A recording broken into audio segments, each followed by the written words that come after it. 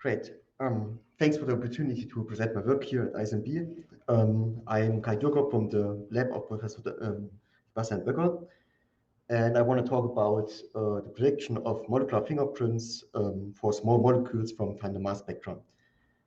And if I talk about small molecules, I refer to, could be arbitrary molecules, could be peptide, can be lipids or natural products. The important thing is they are small, which means their mass is below 1,000 Dalton. And they can have very diverse structures. And in contrast to peptides or glycans, they are not composed of simple building blocks. And they also cannot be inferred from transcriptomic data or genomic data, which makes predicting them very challenging. Molecular fingerprints are binary vectors where each position in this vector corresponds to a certain substructure. And predicting such a molecular fingerprint from a mass spectrum is basically a multi-label prediction task. And the reason why we want to predict molecular fingerprints is, what we really want to do is predicting the structure or annotating a mass spectrum with a molecular structure. But as this is really challenging, we instead predict such fingerprint, and then we screen a database of structures for a matching fingerprint to annotate the spectrum.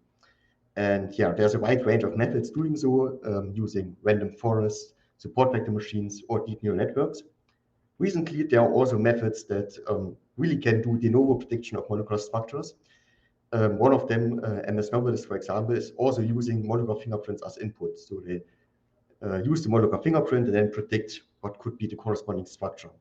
Also, other tools like Canopus, for example, for common class prediction, are using molecular fingerprints as input. And there's also a full range of studies, often called QSAR studies, which use molecular fingerprints to predict toxicity or antibacterial activity and so on. So all in all, molecular fingerprints are really useful for many applications in metabolomics. So if you want to predict such a molecular fingerprint, for example, with a DNN, what you usually do is first binning the spectrum into a feature vector. And also most methods do the same for so-called difference spectrum, where you subtract the precursor mass from each peak and then bin it to a feature vector, concatenate the feature vectors, and then feed them into a multi-layer perceptron. For kernel SVMs, it's a bit different. Maybe first some words about kernels. So a kernel is basically a similarity function between your data points. And if you use the inner product as similarity function, then training a kernel machine is the same as just training any linear method on the feature vectors.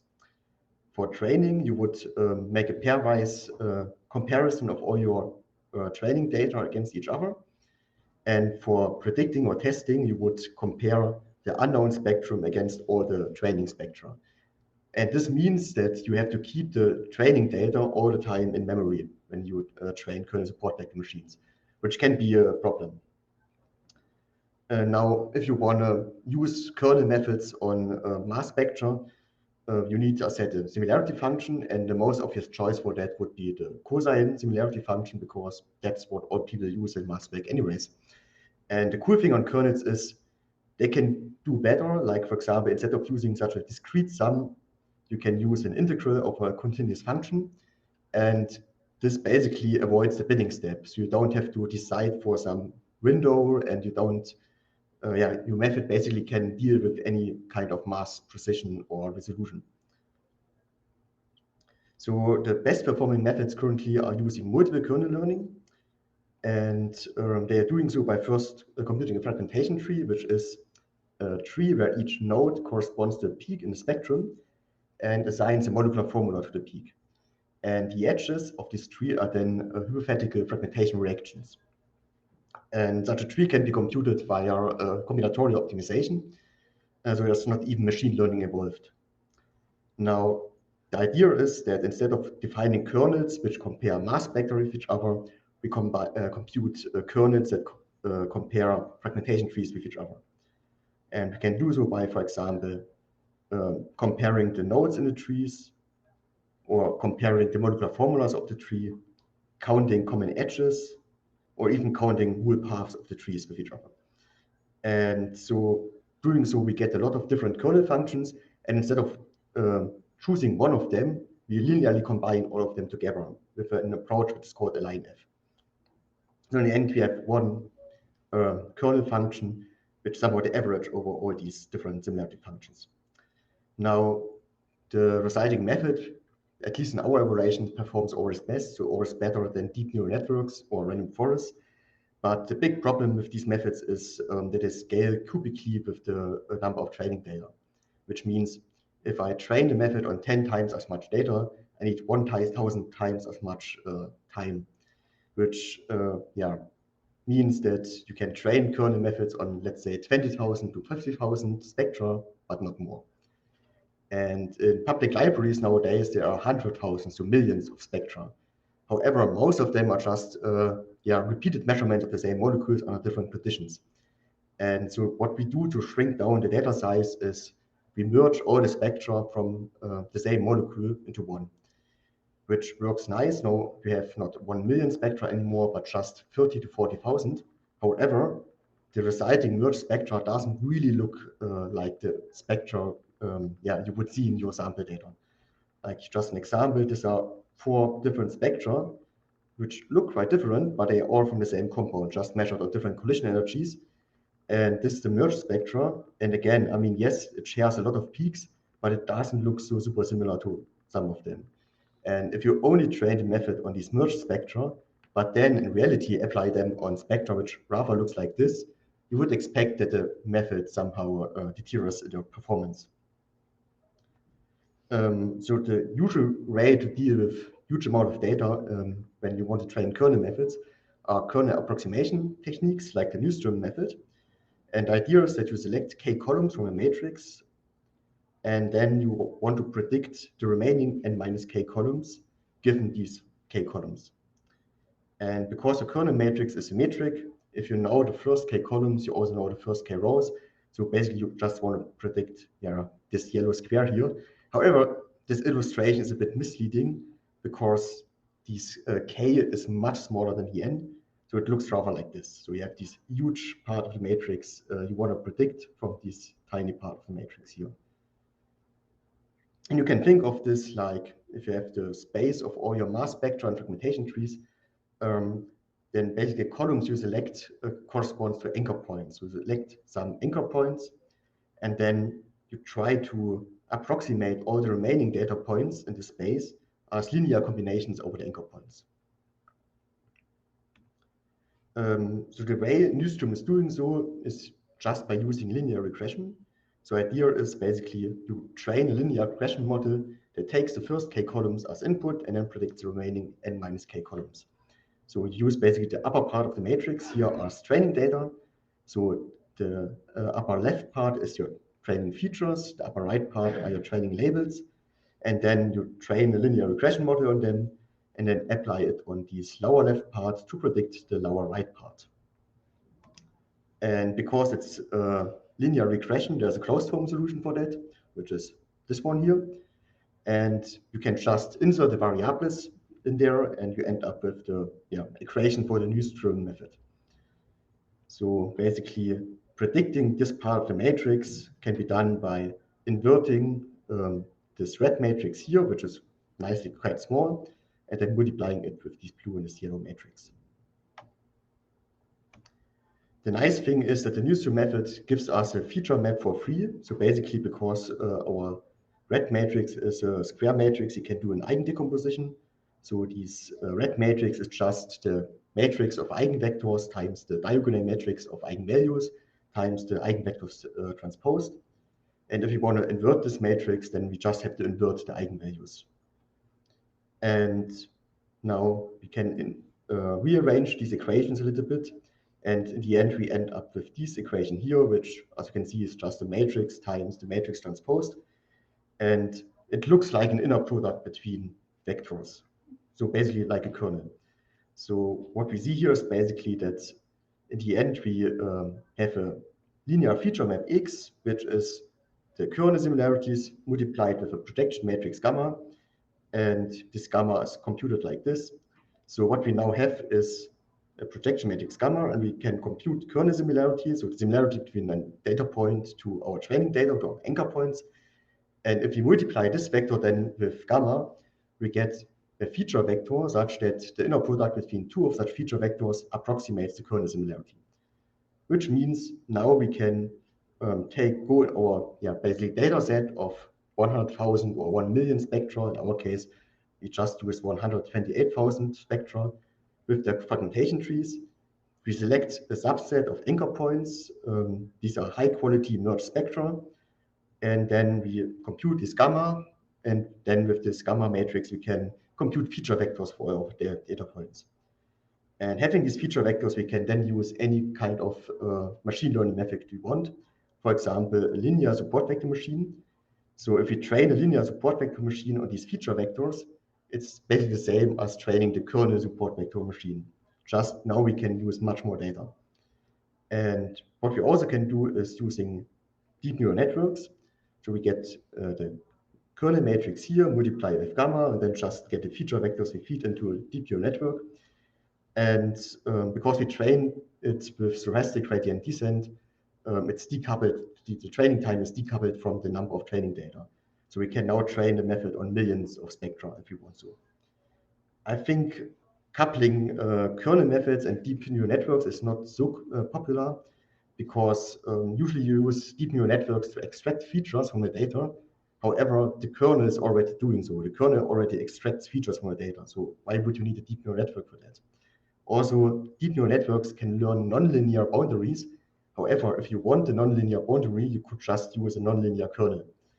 And the reason why we still use deep neural networks on top of kernels is that we have a multi-label prediction problem. You want to predict a fingerprint vector, which is length 5,000.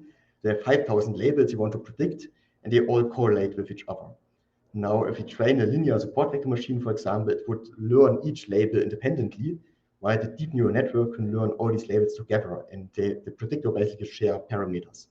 So we hope that this will improve the performance of the method. As baseline to compare against, we use the spectrum deep neural network, which basically just use the bin spectrum as input, as well as the molecular formula vector. And of course, we also use the original kernel support vector machine, which is solely trained on the anchor points. For evaluation, we use the training data itself in a cross-validation setup. So we have the anchor points and the remaining data points. And we also have independent data from the CASMI dataset, the Weizmaß dataset, and the Agilent Mass Hunter Forensic Toxicology Library. And instead of having separate independent sets for each of them, we put them all together and then generate 3 independent data sets with decreasing quality or increasing difficulty. So the first one is the merge data set, which consists of merged spectra. So all spectra of one compound are merged together. The second one is single collision energy spectra. So every spectrum is an independent measurement. And the third one, we add artificial noise on the spectra because usually, and that's always a problem, library spectra are always really clean, while the real world spectra we see in samples are always much worse in quality. So we just add noise that our independent data looks more like real world data. Now here's basically the performance of the method. A histogram, for example, for the Matthews correlation coefficient. So what you see here is basically the number of labels we can predict with an MCC over 0.95. And as you can see in red is basically the performance of the deep kernel method. So the deep neural network coupled with the kernel, and it's usually performing best. And also the Newstrom SVM in green performs really well. And also the difference between the deep kernel to the original kernel method, the blue one, increases for the basically additional training data, for the remaining data points, which is not so surprising because the kernel SVM was not trained on them. On the right, we see the Tanimoto. So basically how many compounds or spectra we predict within Tanimoto, about 0.95, for example. And here it's even more clear that the deep kernel performs much better than the original kernel SVM in blue. And for the independent data, we see basically the same pattern. So we have here the 3 independent data sets. And again, the deep kernel is usually on top. And again, we see that with decreasing quality of the data, the deep kernel performs better than the original kernel SVM. And here we see again the same for the Tanimoto. So all in all, the deep kernel method is more robust against noise because it is trained on noisy spectra and single collision energy spectra, as we would expect. Now, what we want to do with these fingerprints is in the end searching them in a molecular structure database. And here you basically see the performance for searching molecular fingerprints in database. So one means here how much percentage of our spectra can be correctly identified, or 5 would be for how many compounds we find the correct answer in the top 5. And in dashed lines, you have a simple scoring function with just a Tanimoto. So we take the predicted fingerprint and compare it with the database fingerprint via Tanimoto. And there we see indeed that the red line of the deep kernel performs better than the blue dashed line of the kernel SVM. However, in reality, our tool is using a more advanced scoring function based on base net scoring. And for the base net scoring in solid lines, we don't really see a difference between the kernel SVM, the Nystrom SVM, and the deep kernel. It gets a bit more clear if you look at the noisy data. So we see a tiny difference here, but it's still very small. And the reason might be that the base nets is considering correlations between the labels. And so it basically compensates for the kernel SVM that it is not able to do that. And what we also see here is that the spectrum DNN performs really bad, like it's much worse than all the other methods, which is a bit surprising because here in this plot, for example, you see, or in this one, that the spectrum DNN always performs a little bit better on Tanimoto than the kernel SVM. So it looks like the DNNs sometimes overfit a little bit more than the original kernel method. So to summarize, presented two methods, the Nystrom SVM and the deep kernel learning, and both outperformed the original SVM in the fingerprint prediction, not so much in the structural database search. However, the big advantage of these methods is that they can be trained on arbitrary large data sets, so we are not limited in the amount of data we can train on. And because we now can train also on repeated measurements, on different collision energies, and on low quality spectra, our predictors are more robust against noisy data. And for the future, of course, will be exciting to try different techniques common for deep neural networks, like, for example, pre-training on unlabeled data. With that, I want to finish my talk and thank my supervisor, Sebastian Böcker, as well as my working colleagues, Markus, Martin, Fleming, and Bai, as well as Neerschaf and Asa Fahoui for providing the Weizmaß dataset, as well as Echelon for providing us the toxicology dataset. If you're interested in our software for the analysis of small molecule identification, check out Cirrus at this URL, and I'm open for questions. Thanks. That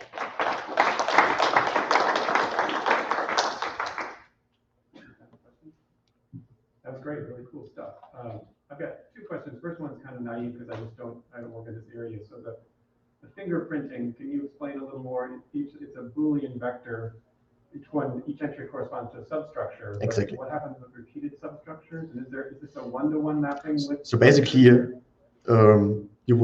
define a fingerprint beforehand and just list number of structures in this fingerprint. So it has a fixed length, like 5,000 in our case, and we have a long list of substructures. And if it appears multiple times, the molecule is just still one because it's Boolean. Okay. So there could be multiple molecules that have the same thing. Yeah, in particular, it could be even two molecules which look a little bit different but have exactly the same fingerprint. Okay. So it's like a hashing function, it's not unique. Yeah. The other question was just about the evaluation at the end. So it seems like the Nystrom SVM, clearly the point is you can scale to tons of data, whereas the kernel SVM can't. So in those comparisons, you must have been using a small enough data set that the kernel SVM still works. Yeah, exactly. Right? So do you know if you use an order of magnitude more data, how much difference, like how much better do you get when you start using something like the Nystrom or the deep kernel for a huge data set? It's difficult because you see, I mean, let's say if I currently train on 28,000 data points, if I train on, let's say, 20,000 data points, the difference is not that big. Like I get maybe 1 percentage point less or something like this, or 2 percentage points. And for me, it's more a question of how much can I use, how much data without getting pain. like it takes too long for training or for predicting, because you will always see a difference in the performance. It's not like there's no difference, there will always be a tiny difference. But of course, you could, if it's really necessary, train on 10,000 data points, it would still get good performance, I guess. Thank you.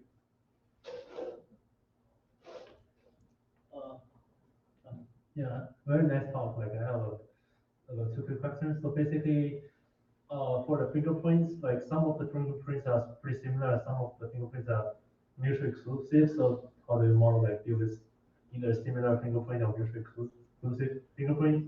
The other question is basically, there are some basically fingerprint combinations that can achieve similar mass spectrum. So does this model consider basically provide multiple answers to the user for one mass spectrum, or basically just provide the optimized one? Maybe first the first question. So we collect several fingerprint types, that's correct. And we also define our own fingerprint types where we combinatorial goes for our data set and, for example, cleave bones and take out substructures ourselves to collect as much fingerprints as possible. And then we have to select a subset. And currently we do this in a way that we select positions in the fingerprint which at least don't correlate too much with each other.